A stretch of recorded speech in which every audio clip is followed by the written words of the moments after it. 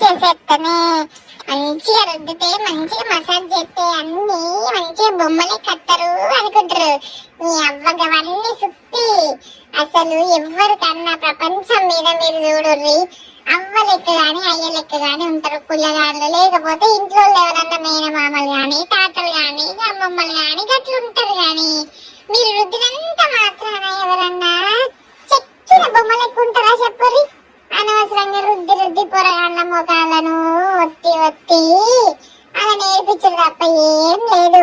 అసలు మసాజ్ అనేది just blood circulation correct కావడానికి వేయాలి తప్ప బ్లడ్ బయటికి రావడానికి కాదు.